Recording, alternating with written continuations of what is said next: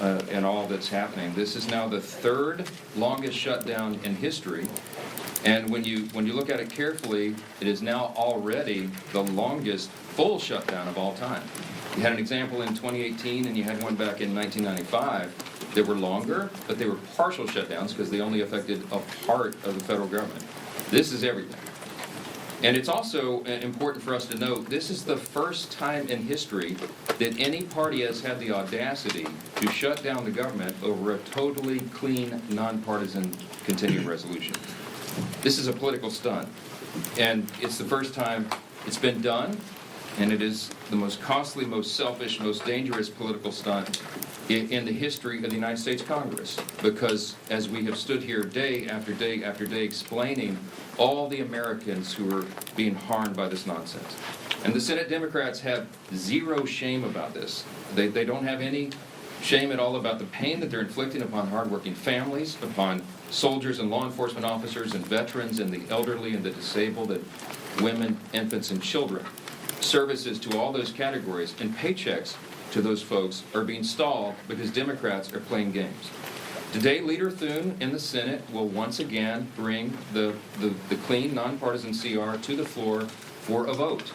They will have another chance. Democrats will have their 12th opportunity to pass the bill. It is the same bill that they themselves supported just 7 months ago. Chuck Schumer gave impassioned speeches on the floor about how it was the only option. And don't forget, they did it 13 times under the Biden administration. Very similar measures, but not now. Something's changed. Over the weekend, we saw what it was all about. The Democrats made crystal clear that this is about politics. The politics were on full display. The politics, the spectacle, is what the mobs, the crowds, the rallies this week were all about. It was quite ironic, though. The irony was very glaring. They called it the No Kings Rally. But the great irony, of course, that we pointed out over and over was if President Trump was a king, the government would be open.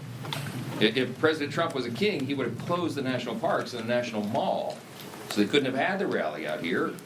By the way, that's what President Obama did during the shutdown in 2013, closed all the parks and the National Mall. Here in Washington, you had Senators Bernie Sanders and Chris Murphy and Cory Booker and others marching in the streets. Now, these are the same senators who voted over and over to shut down the legislative branch and hand the reins to President Trump. They're decrying the situation that they themselves created. This has always been about the spectacle. Chuck Schumer himself joined the spectacle in New York City. And it's interesting to note his activities there. He was standing side by side some of the most radical groups that maybe ever assembled on U.S. soil. They openly advertised as co-sponsors of the event in New York City. The Communist Party USA, the Democrat Socialist of America, the Freedom Socialist Party, the Young Communist League of New York, many others. Do we need any further evidence? They're not hiding this. They're out in the open. They're not shy about it.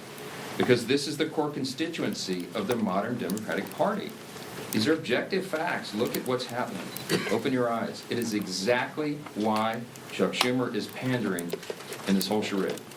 We've explained from the very beginning, this shutdown is about one thing and one thing alone: Chuck Schumer's political survival. Now, I noted on Friday the lead organizer of the rallies this weekend issued an open threat to Democrats.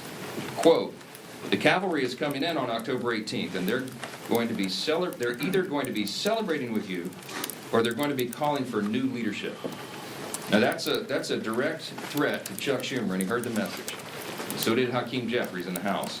And that's why neither of them were here doing their jobs. Instead, they were out in New York and California. They were catering to the same radical base that is just days away from electing an open Marxist as mayor of New York City. And now that Chuck Schumer has had his spectacle, he's had his big protest against America, this is our plea. We're asking, and I think everybody in this room and everybody watching, listening to our voices this morning should be hoping that he is finally now ready to go to work and end this shutdown and stop inflicting pain on the American people. Republicans have been working. We are ready. We've been doing this. It's been over a month now. We passed a responsible short-term solution to keep the government open while we just simply finish our work to fund the government openly and transparently, and Republicans are completely united on that front. On the other side, Democrats can't even agree amongst themselves. You got different subgroups among them. You've got a few reasonable Democrats who know shutdowns hurt the people, and they've already voted for our bill. They want to keep the government open. Then you've got others desperate to prop up the failures of Obamacare with no reforms whatsoever to make the program more affordable. That's what we're fighting for. And you've got AOC calling for her own negotiations on live TV. And you've got Chuck Schumer and Hakeem Jeffries still unable to articulate what it is they need to reopen the government. It illustrates the point once again. This was never about a solution. It was about creating an issue. Now that Democrats have had their protest and publicity stunts, I just pray that they come to their senses and end this shutdown and reopen the government this week. Republicans are waiting. The American people are waiting. And we are ready to act. As evidence of just how united Republicans are in this fight, I've asked two of our prominent leaders in the House Republican Conference. I've got House Freedom Caucus Chairman Andy Harris. Dr. Harris is also an appropriator. And House Freedom Caucus Policy Chair Chip Roy of Texas. I'll turn it over to Dr. Harris first. Thank you very much, Mr. Speaker. Earlier this month, the House Freedom Caucus made history by hosting our first press call held with the Speaker.